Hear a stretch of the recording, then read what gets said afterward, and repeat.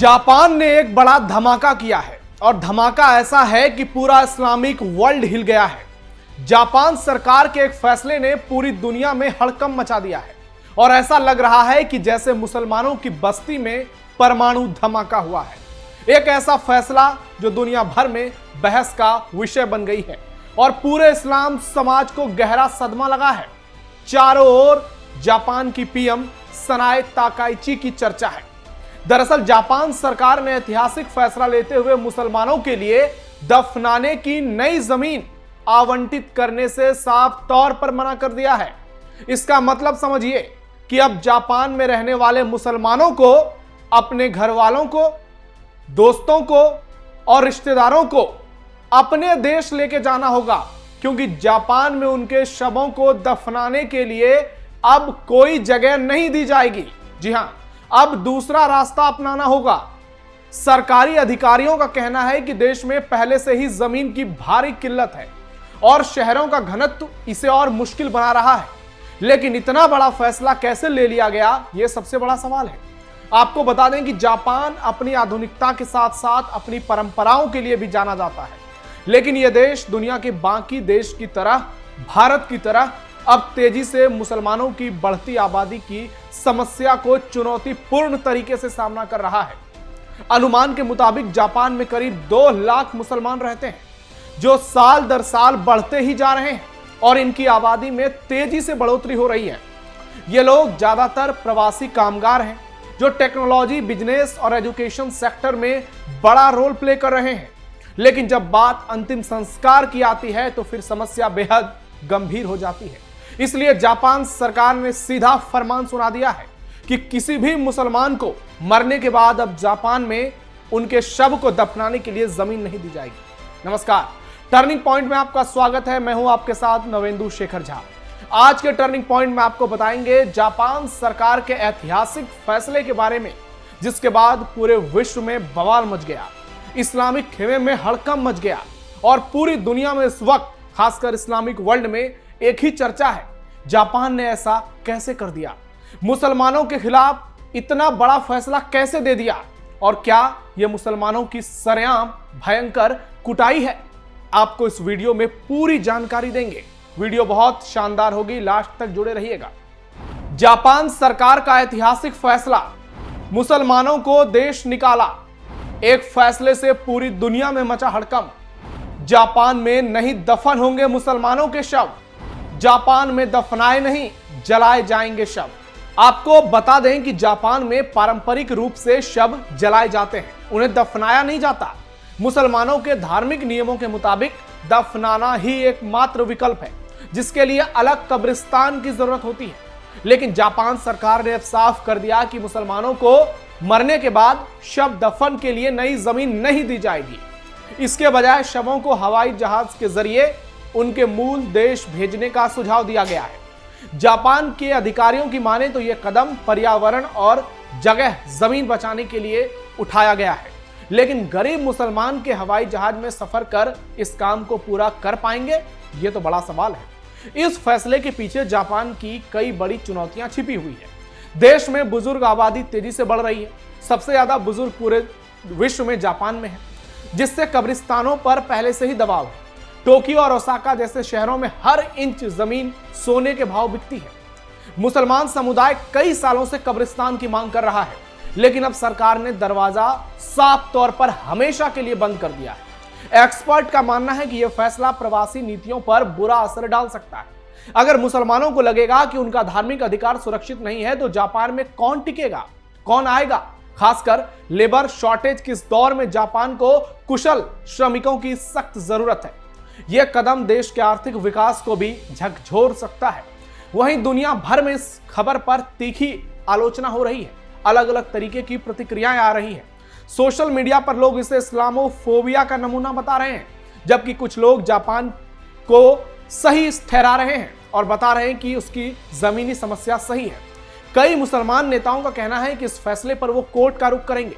वहीं social media पर लोगों का मानना है कि सरकार को संतुलन तो बनाना ही होगा, क्योंकि एक और जमीन की कमी है तो दूसरी ओर मानवाधिकार का सवाल है। फिलहाल मुसलमान समुदाय जापान सरकार के खिलाफ कानूनी लड़ाई की तैयारी कर रहा है।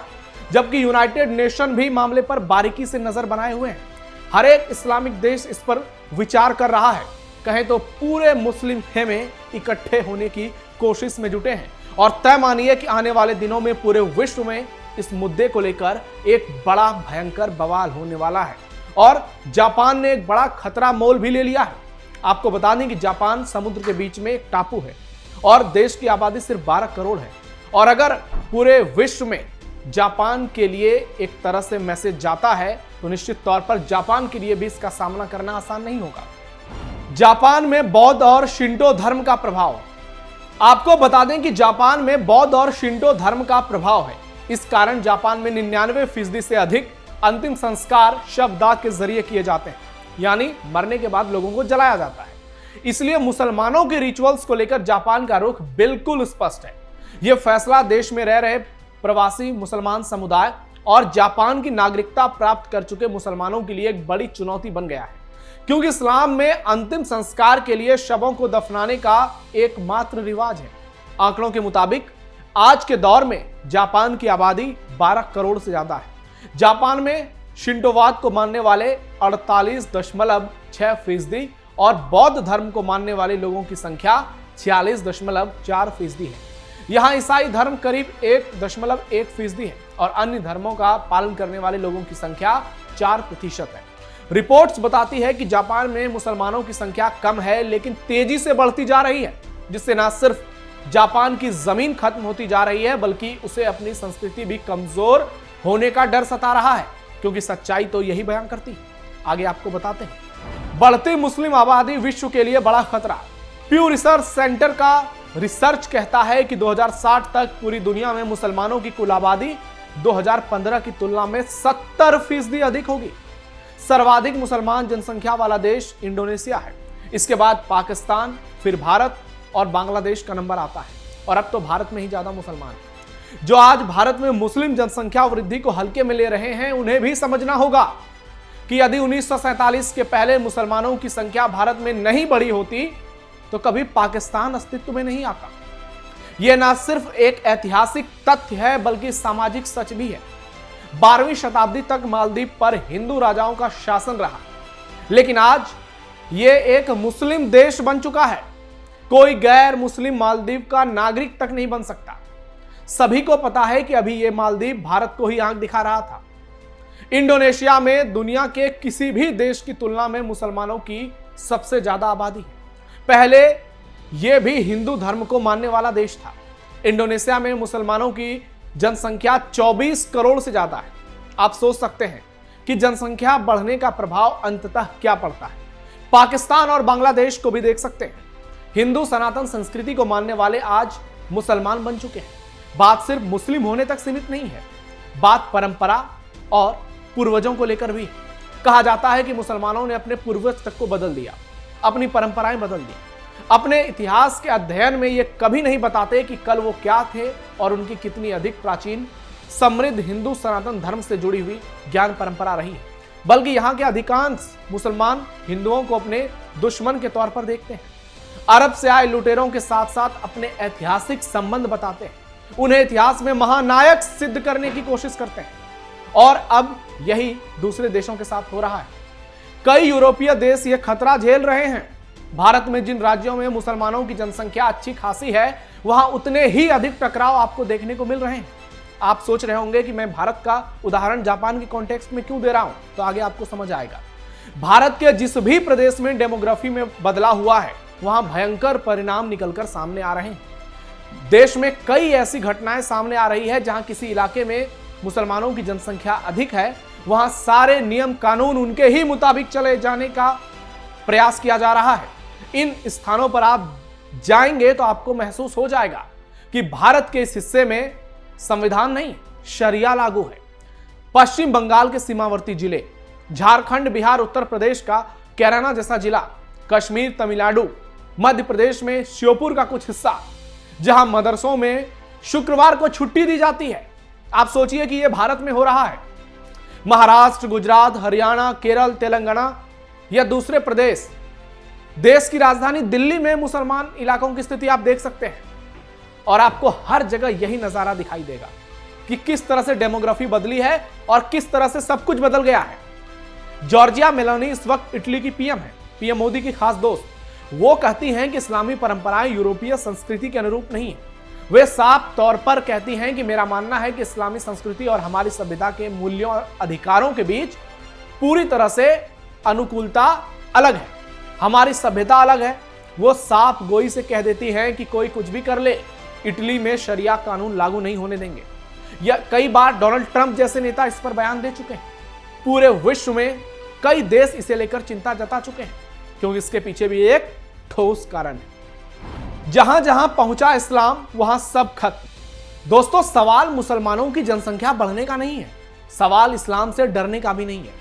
लेकिन आज चिंता यह है कि मजहबीकरण के कारण जिस तेजी के साथ दुनिया से मानवीय विविधता का सौंदर्य नष्ट या विलुप्त होता जा रहा है, उसे कैसे बचाया जाएगा। संस्कृतियां समाप्त हो रही हैं, परंपराएं खत्म होती जा रही हैं, कलाएं नष्ट हो रही हैं और रीति रिवाज विनाश की ओर जा रहे हैं। यदि इसी प्रकार चलता रहा तो दुनिया में कुछ ही नाम मात्र से मजहब पंथ रह जाएंगे।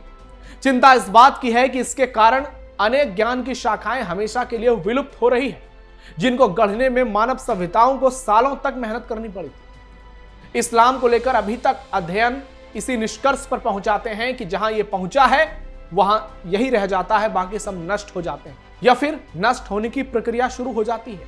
और जापान जैसा विकसित देश भी इसी बात से डर रहा है। जापान को डर लग रहा है कि अगर इस फैसले को लागू नहीं किया जाएगा तो कब्रिस्तान के चक्कर में जापान की जमीन इसी तरह से बर्बाद होती रहेगी। इसलिए जापान ने इतना बड़ा ऐतिहासिक फैसला ले लिया। यह वही जापान है जिसने अमेरिका के नाक में दम कर दिया था और अमेरिका को इतना मजबूर होना पड़ा कि अमेरिका को जापान पर परमाणु हमले करने पड़े थे। और वो तारीख 6 और 8 अगस्त की कौन भूल सकता है। 1945 दूसरे विश्व युद्ध के दौरान जब अमेरिका ने जापान पर परमाणु हमला किया था। लेकिन जापान उसके बाद से किस तरह विकसित हुआ, उतनी चुनौतियां झेलने के बाद भी कैसे आज जापान दुनिया के एक विकसित देशों में से पहुंच चुका है और आज अपनी विकसित होने के साथ साथ अपनी परंपराओं का कैसे ख्याल रख रहा है, यह फैसला उसका ताजा उदाहरण है। इसलिए जापान दुनिया के किसी भी देश से डरता नहीं है। वहां आज भी सुनामी आती है, सब कुछ नष्ट हो जाता है, तो साल भर में जापान फिर सब कुछ उसी तरह हासिल कर लेता है। इसलिए जापान को किसी से डर नहीं लग रहा है। उसको लग रहा है कि अगर कोई देश उसके खिलाफ आएंगे, इस्लामिक कंट्री इकट्ठा होंगी, तो उसका सामना भी वो कर सकता है। और आज के दौर में तो जापान की दोस्ती भारत से भी अच्छी है, ऑस्ट्रेलिया से भी अच्छी है और अमेरिका से भी अच्छी है। ऐसे में जापान का यह फैसला पूरे विश्व पर क्या प्रभाव डालता है, आने वाले दिनों में इस पर क्या बवाल होते हैं, यह भी देखना दिलचस्प होगा। लेकिन एक बात तो तय है, जापान ने ऐसी आग लगाई है कि पूरा इस्लामिक वर्ल्ड जल रहा है और आने वाले दिनों में यह आग और सुलगने वाली है। आपको क्या लगता है? कमेंट बॉक्स में जरूर बताइए। आप सावधान रहिए, अलर्ट रहिए, अपने आसपास पैनी नजर रखिए और देखते रहिए कैपिटल टीवी। फिलहाल टर्निंग पॉइंट में इतना ही। धन्यवाद।